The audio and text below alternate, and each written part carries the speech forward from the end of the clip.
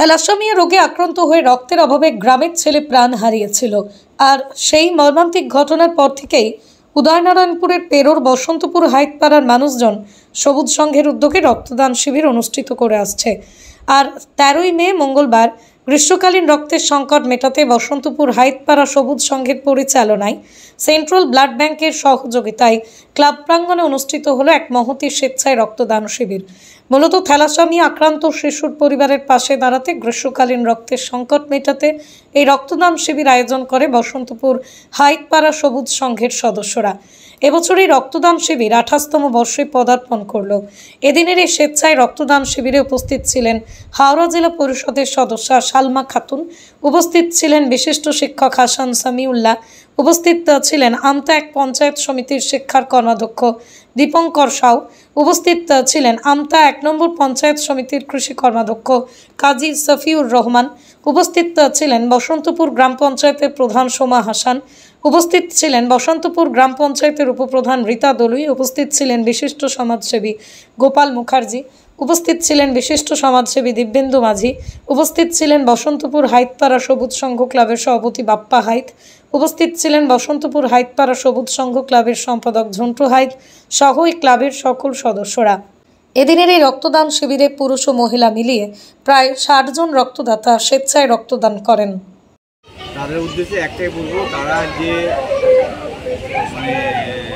গৌরবের কাজটা করছে বসন্তপুর এই সবুজ সংঘের পক্ষ থেকে তাদের কাছে আন্তরিক প্রীতি শুভেচ্ছা ধন্যবাদ জানাবো যে এই গ্রীষ্মের দাবদাহের মধ্যেও তারা রক্তদানের মাধ্যমে তাদের সামাজিক দায়বদ্ধতা, মুমূর্ষু মানুষের প্রতি দায়বদ্ধতা, যে মুমূর্ষু রোগীদের প্রতি দায়বদ্ধতা পালন করছে, সেই জন্য তাদেরকে অশেষ অশেষ ধন্যবাদ জানাবো। এই গ্রীষ্মকালীন সংকট যে আছে, যে রক্তদান শিবিরে যাওয়ার আয়োজন করেছেন এরা এটাই হচ্ছে বড় একটা কারণ হচ্ছে এই সময় প্রত্যেকটা রুগী থ্যালাসেমিয়া রুগীর রক্ত বহুত সংকটে পড়ে। সেই থ্যালাসেমিয়া রুগী যারা পেশেন্ট আছে তারা প্রত্যেকেই উপকৃত হবে। যার জন্য বসন্তপুর সবুজ সংঘের প্রত্যেকটা সদস্যকে বা যারা রক্ত দিচ্ছেন তাদেরকে প্রত্যেকটা বসন্তপুর সবুজ সংঘ এই মহতী রক্তদান শিবিরে উদ্যোক্তা হয়েছেন। গ্রীষ্মকালে এরকম একটা রক্তদান শিবির মানুষের প্রচণ্ড মঙ্গলের কাজ করবে এবং যে চাহিদাটা গ্রীষ্মকালে আসে সেটা তারা পূরণ করার অনেকটা চেষ্টা করছে।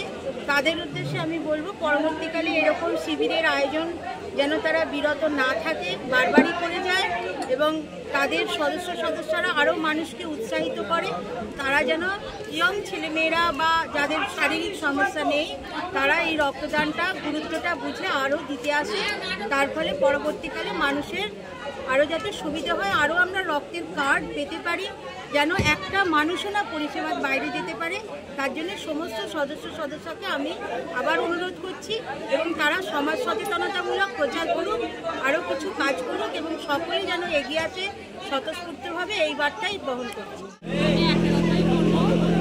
মহিলারা এমনি মানে কাজে কমই আসে, আমি বলবো যে আরও মহিলাদেরকে উদ্যোগ নিতে হবে এ বিষয়ে, যারা এইরকম সব কাজে তারা আরও বেশি বেশি করে এগিয়ে আসতে পারে।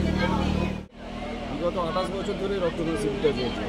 আমাদের আগে আমাদের সিনিয়র যারা ছিল তারা স্টার্ট করেছিল, তো সেই পরম্পরাটা আমরা সবুজ সংঘের এখন যে আমাদের ইয়াং জেনারেশান সেই পরম্পরাটা সবুজ সংঘের ক্লাব থেকে আমরা ধরে রাখার চেষ্টা করছি প্রথমত। আর একটা কথা হচ্ছে গ্রীষ্মকালেই রক্তের প্রভাবটা সারা বিশ্বে দেখা যায়। গ্রীষ্মকালে রক্ত ডোনার কম থাকে, ডোনেশানটা কম করে, যার কারণে আমরা গ্রীষ্মকালে ব্লাড ডোনেশানটা করার চেষ্টা করি বা আমরা করি। অ্যাপ্রোচ আমরা প্রত্যেক বছরে করি 60 জন, 65 জন, 62 জন। আগের বারে যেরকম 62 জনের মতো ডোনার ছিল, এবারেও আশা করা যায় 60+ হবে। এটা আমরা টোটালি মানিকতলা ব্লাড ব্যাঙ্কে আমরা রক্তদান ছাড়া আমাদের বিগত 3 দিন আগে আমাদের হরিসভা ছিল, মোচ্ছব যেটা বলা হয় আমাদের ধর্মীয়টা অনুষ্ঠান। আমাদের প্রত্যেক বছরে এই হরিসভার পরেই এই অনুষ্ঠানটা হয়, ব্লাড ডোনেশনটা।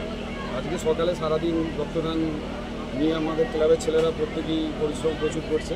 তো সন্ধ্যার পর থেকে একটা বিচিত্রায়ণ অনুষ্ঠান আছে, যেটা পাড়ার বাচ্চা ছেলেমেয়েরা একটু নৃত্য, কবিতা, ছড়া এই টাইপের হয় এবং রাত্রিরে একদম 8-9টার পর থেকে একটা আমাদের ফাংশন।